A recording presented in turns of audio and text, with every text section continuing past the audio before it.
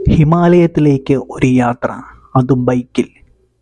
ഐതിഹ്യങ്ങളും കഥകളും കൊണ്ട് കെട്ടുപിണഞ്ഞു കിടക്കുന്ന ഹിമാലയൻ മലനിരകളിലേക്ക് ബൈക്കിൽ പോകുക എന്നത് 5 വർഷത്തെ ഒരു സ്വപ്നമായിരുന്നു. പല കാരണങ്ങൾ കൊണ്ട് പല സന്ദർഭങ്ങളിൽ അത് മാറിപ്പോയി. എന്നിരുന്നാൽ തന്നെയും 2024 ജൂലൈ 4-ാം തീയതി രാവിലെ 6 മണിക്ക് പ്രിയപ്പെട്ടവരുടെയും കൂട്ടുകാരുടെയും ആശീർവാദത്തോടു കൂടി ഹിമാലയത്തിലേക്ക്, ആ സ്വപ്നഭൂമിയിലേക്ക് ഞാൻ എൻ്റെ യാത്ര തിരിച്ചു. യാത്രയുടെ 1-ാം ദിവസം സേലം എന്ന സ്ഥലത്ത് എത്തിച്ചേർന്നു.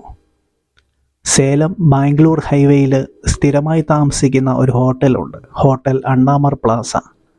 ഏകദേശം 4-5 മണിക്കൂറുകൾ കൊണ്ട് ഞാൻ എൻ്റെ ലക്ഷ്യസ്ഥാനത്തെത്തി. അങ്ങനെ 1-ാമത്തെ ദിവസം ആ ഹോട്ടലിൽ താമസിക്കാം എന്ന് കരുതി.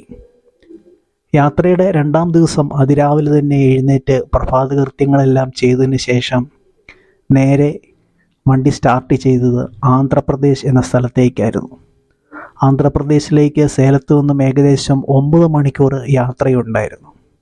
അതുകൊണ്ട് തന്നെ അതിരാവിലെ തന്നെ എണീറ്റ് ഏകദേശം 4-5 മണിയായപ്പോഴത്തേക്ക് എണീറ്റ് കാര്യങ്ങളെല്ലാം നിർവഹിച്ച് നേരെ ആന്ധ്രാപ്രദേശിലേക്ക് യാത്ര തിരിച്ചു. ബാംഗ്ലൂർ എന്ന മഹാനഗരത്തിലെ തിരക്കുകൾ ഒഴിവാക്കാൻ വേണ്ടി സേലത്ത് നിന്ന് ഹൊസൂർ എത്തി അവിടെ നിന്ന് റൈറ്റ് എടുത്ത് നേരെ ആന്ധ്ര റൂട്ടിലേക്ക്. രാവിലെ തന്നെ ട്രാഫിക് വളരെ കുറവായിരുന്നതിനാൽ യാത്ര വളരെ നല്ലതായിരുന്നു. അങ്ങനെ ബാംഗ്ലൂരിലെ തിരക്കുകളെല്ലാം ഒഴിഞ്ഞ് നേരെ ആന്ധ്ര ഹൈവേയിലേക്ക് പയ്യെ ബൈക്കിൽ യാത്ര തുടർന്നു. പോകുന്ന വഴിയിൽ ധാരാളം തട്ടുകടകൾ പോലെ റോഡിൻ്റെ സൈഡിൽ കണ്ടിരുന്നു.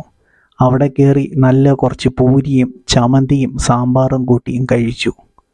കൂടെ കഴിച്ച കുറേ 2-3 ആൾക്കാരെയൊക്കെ പരിചയപ്പെട്ട് അവർ ഇത്രയും ദൂരം എങ്ങനെ പോകുമെന്നതിനെ പറ്റിയൊക്കെ ഇങ്ങനെ ഓരോ കാര്യങ്ങളൊക്കെ ചോദിച്ചു കൊണ്ടിരുന്നു. അവരോട് ഇരുന്ന് ഭക്ഷണം കഴിച്ച് അവരോട് യാത്രയും പറഞ്ഞ് വീണ്ടും മുന്നോട്ട്. അങ്ങനെ മുന്നോട്ട് പോകുമ്പോഴാണ് റോഡിൻ്റെ റൈറ്റ് സൈഡിലായിട്ട് കിയ കാറിൻ്റെ പ്ലാന്റുകൾ കണ്ടത്. അങ്ങനെ കുറച്ച് നേരം കിയ കാറിൻ്റെ പ്ലാന്റും കണ്ട് അങ്ങനെ കുറച്ച് നേരം അവിടെ തന്നെ ഇരുന്നു.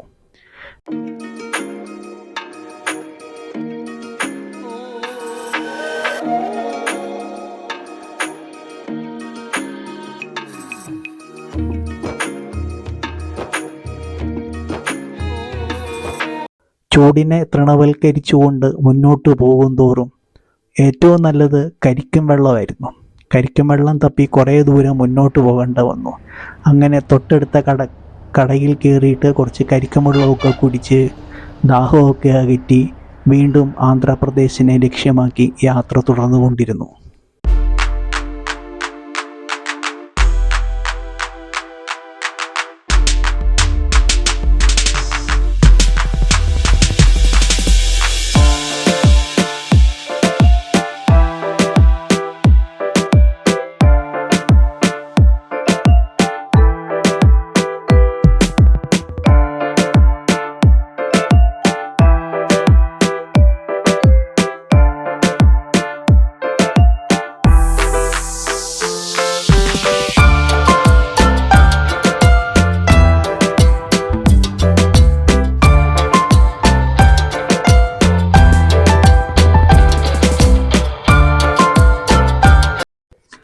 നീണ്ട 9 മണിക്കൂർ, അതും ചൂട് സമയമായിരുന്നു.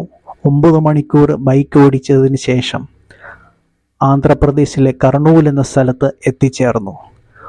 റൂം പോകുന്ന വഴിയിൽ തന്നെ ബുക്ക് ചെയ്തിരുന്നുകൊണ്ട് നേരെ ഹോട്ടലിൽ എത്തിച്ചേർന്നു. ബൈക്ക് പാർക്ക് ചെയ്തതിന് ശേഷം റൂമിൽ കയറി.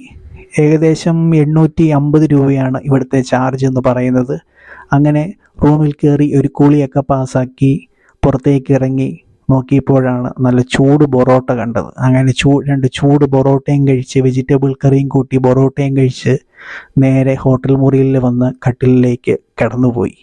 അങ്ങനെ 2-ാമത്തെ ദിവസം ഇവിടെ പൂർണ്ണമായി. ആന്ധ്രാപ്രദേശിലെ ഹോട്ടലിൽ നിന്ന് അതിരാവിലെ തന്നെ റൂം വെക്കേറ്റ് ചെയ്ത് അടുത്ത ഡെസ്റ്റിനേഷനായ നിസാമാബാദിനെ ലക്ഷ്യമാക്കി യാത്ര തുടർന്നു. പോകുന്ന വഴി അതിരാവിലെ തന്നെ ഒരു നല്ലൊരു ചായയും കുടിച്ച് 2 ബിസ്ക്കറ്റും കഴിച്ച് വീണ്ടും യാത്ര തുടർന്നു. അങ്ങനെ കാഴ്ചകളെല്ലാം കണ്ടു പോകുമ്പോഴാണ് ചെറിയ മഴയുടെ ഒരു ലക്ഷണം കണ്ടത്. പെട്ടെന്ന് തന്നെ വീണ്ടും സ്പീഡ് കുറച്ച് വീണ്ടും യാത്ര തുടർന്നുകൊണ്ടേയിരുന്നു. അങ്ങനെ ഏകദേശം ഒരു ഉച്ചയൊക്കെ ആകുമ്പോഴേക്ക് നല്ലതായിട്ട് വിശപ്പുള്ളതുകൊണ്ട് പിന്നെ ഇനി അങ്ങോട്ട് ഹോട്ടലുകളൊന്നും ഇല്ല എന്നറിയാമായിരുന്നത് കൊണ്ട് അടുത്ത് കണ്ട ധാബയിൽ കയറി. ധാബ എന്ന് പറഞ്ഞു കഴിഞ്ഞാൽ നോർത്ത് ഇന്ത്യയിൽ നമ്മുടെ ഇവിടെ ഹോട്ടലുകൾ എന്ന് പറയും, അവിടെ ധാബ എന്ന് പറയും. അവിടെ കയറി 2 ചപ്പാത്തിയും നല്ല വെജിറ്റബിൾ കറിയും ഓർഡർ ചെയ്തിട്ടിരുന്നപ്പോഴാണ് പുറത്ത് നല്ല അടിപൊളി മഴ. കുറച്ചു നേരം മഴയുടെ ഭംഗിയും ആസ്വദിച്ചുകൊണ്ട് ചപ്പാത്തിയും കഴിച്ചുകൊണ്ട് കുറച്ചു നേരം അങ്ങനെ അവിടെ തന്നെ ഇരുന്നു. തെലങ്കാനയിലെ റോഡുകളെല്ലാം വളരെ മനോഹരമായിട്ടാണ് എനിക്ക് തോന്നിയത്. ചുറ്റും വയലേലകളും പുഴകളും അതിൻ്റെ എല്ലാം ഭംഗി ആസ്വദിച്ചുകൊണ്ട് മുന്നോട്ട് പോകുന്തോറും മഴയുടെ ശക്തി കൂടിക്കൂടി വന്നു. അതുകൊണ്ട് തന്നെ ക്യാമറയെല്ലാം വീണ്ടും അഴിച്ച് ബാഗിലേക്ക് വീണ്ടും എടുത്തു വെക്കേണ്ടി വന്നു. അങ്ങനെ താമസിക്കുന്ന സ്ഥലമായ നക്ഷത്ര ഇൻ എന്നൊരു ഹോട്ടലിൽ എത്തിച്ചേർന്നു. നല്ല മഴയായിരുന്നുകൊണ്ട് ഈ ഹോട്ടലിൻ്റെ ഒരു വീഡിയോ ഫോട്ടോ ഒന്നും എടുക്കാൻ സാധിച്ചിട്ടില്ല. ഹോട്ടലിൻ്റെ പേര് നക്ഷത്ര ഇൻ എന്നാണ്. നല്ല പുതിയൊരു ഹോട്ടലാണ്. 1300 രൂപയ്ക്ക് നല്ല AC റൂം ഇവിടെ കിട്ടും. അപ്പോൾ അങ്ങനെ തെലങ്കാന എന്ന സ്ഥലത്ത് ഈ ഒരു ഹോട്ടലിലാണ് ഇന്നത്തെ താമസം. അങ്ങനെ യാത്രയുടെ 3ാമത്തെ ദിവസം നിസാമാബാദിൽ നിന്ന് റൂം വെക്കേറ്റ് ചെയ്ത് പുറത്തോട്ട് ഇറങ്ങുമ്പോഴാണ് TV-ക്കാർ കയറി വന്നത്. അവർ എൻ്റെ ബൈക്കിൻ്റെ ഇതൊക്കെ കണ്ടിട്ട് അവർ ചോദിച്ചു, ഒരു ഇൻ്റർവ്യൂ തരാമോ എന്ന്, എന്തുകൊണ്ടാണ് ഇങ്ങനെ യാത്ര ചെയ്യുന്നത്. അപ്പം കുറച്ച് നേരം അവരോട് സംസാരിച്ചിരുന്നു. അവരുടെ ഇൻ്റർവ്യൂ ഒക്കെ എടുത്തിട്ട് അവർ പോയി.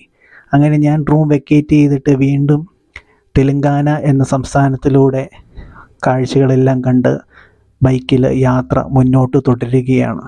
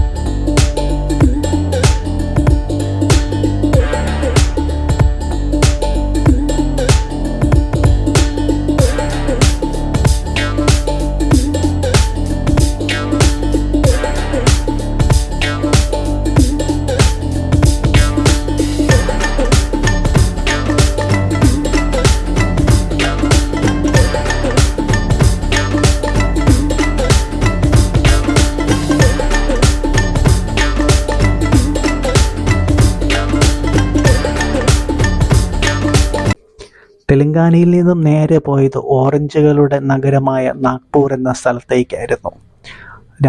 രാവിലെ മുതൽ തന്നെ നല്ല മഴയായിരുന്നുകൊണ്ട് ക്യാമറയൊക്കെ അങ്ങനെ തന്നെ ബാഗിൽ ഭദ്രമായി തന്നെ വെച്ചിരുന്നു. അതുകൊണ്ട് കൂടുതൽ യാത്രയുടെ വിശേഷങ്ങളോ കാഴ്ചകളോ ഒന്നും എടുക്കാൻ പറ്റിയിരുന്നില്ല.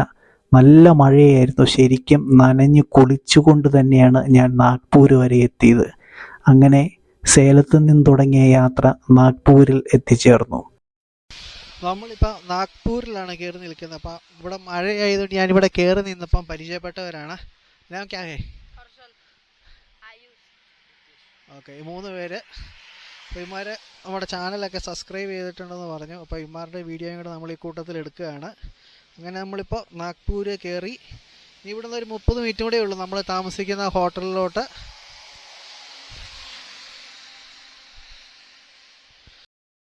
ഇനിയും കാണാൻ പോകുന്ന കാഴ്ചകൾ, വരുന്ന എപ്പിസോഡുകളിൽ ഇനിയും കാണാൻ പോകുന്ന കാഴ്ചകൾ നാഗ്പൂരിൽ നിന്നും മധ്യപ്രദേശിലൂടെയുള്ള യാത്രകളാണ്. കാത്തിരിക്കുക കുറേയധികം നല്ല വിശേഷങ്ങൾക്ക് വേണ്ടി.